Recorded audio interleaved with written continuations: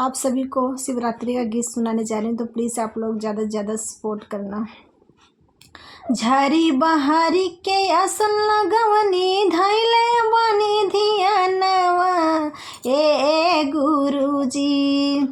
झारी बहारी के असल लगवनी धैले बनी धियानवा ए गुरुजी।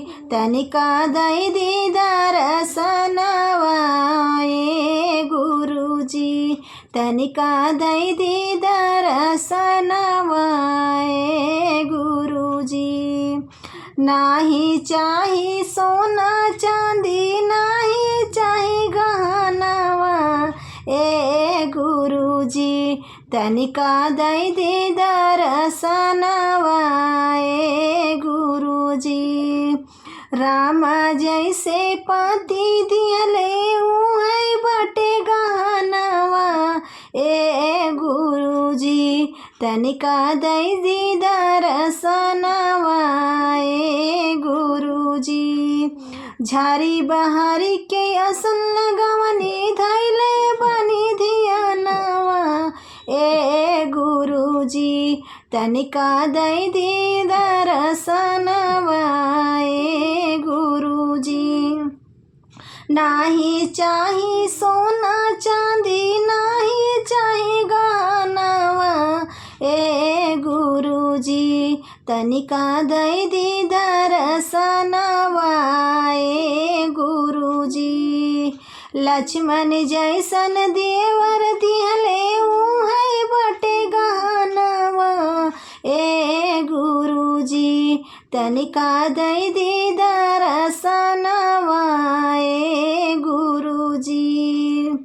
नाही चाही सोना चांदी नाही चाही गहनवा ए गुरुजी। तनिका दई दी दरसनवा ए गुरुजी।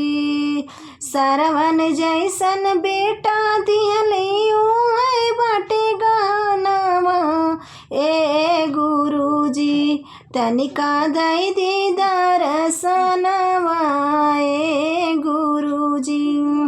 झारी बहारी के असल लगवनी धैले बटे धियानवा ए गुरुजी। तनिका दई दी दरसनवा ए गुरुजी। नाही चाही सोना चांदी नाही चाही गहनवा ए गुरुजी। तनिका दई दी दरसनवा ए गुरुजी।